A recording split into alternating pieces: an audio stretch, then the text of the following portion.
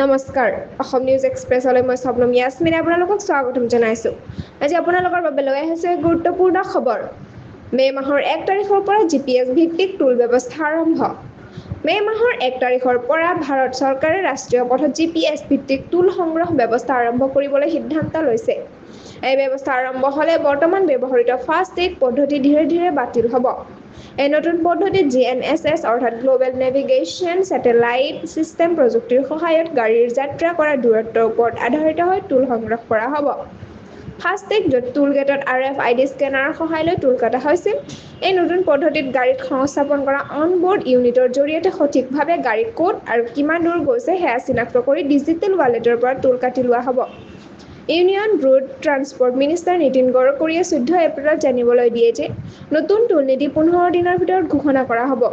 তেওঁ মন্তব্য দিয়ে, নতুন টোল নীতি আহি আছে। এতিয়া বেছি ক'ব নোৱাৰো, কিন্তু এই নীতি এবাৰ কাৰ্যকৰী হ'লেই কোনোবাই টোল লৈ অভিযোগ কৰিব নোৱাৰিব। এই ব্যৱস্থাই টোল গেটত ভিৰ কমাব, ইন্ধন অপচয় হ্ৰাস কৰিব আৰু যাত্ৰীৰ বাবে এক স্বচ্ছ আৰু সঠিক টোল সংগ্ৰহৰ সুবিধা আগবঢ়াব বুলি ৰাষ্ট্ৰীয় পথ সঞ্চালনৰ বিকাশ কৰ্তৃপক্ষ অৰ্থাৎ NHAI য়ে জানিবলৈ দিয়ে। এই ব্যৱস্থাত প্ৰিপেইড আৰু পোষ্টপেইড দুয়ো ধৰণৰ বিকল্প উপলব্ধ হ'ব। এনে ধৰণৰ খবৰ পাবলৈ অসম নিউজ এক্সপ্ৰেছ চেনেলটো ছাবস্ক্ৰাইব কৰক, লাইক, কমেণ্ট, শ্বেয়াৰ কৰিবলৈ নাপাহৰিব। লগতে কাষতে থকা বেল আইকনটো দবাবলৈ নাপাহৰিব।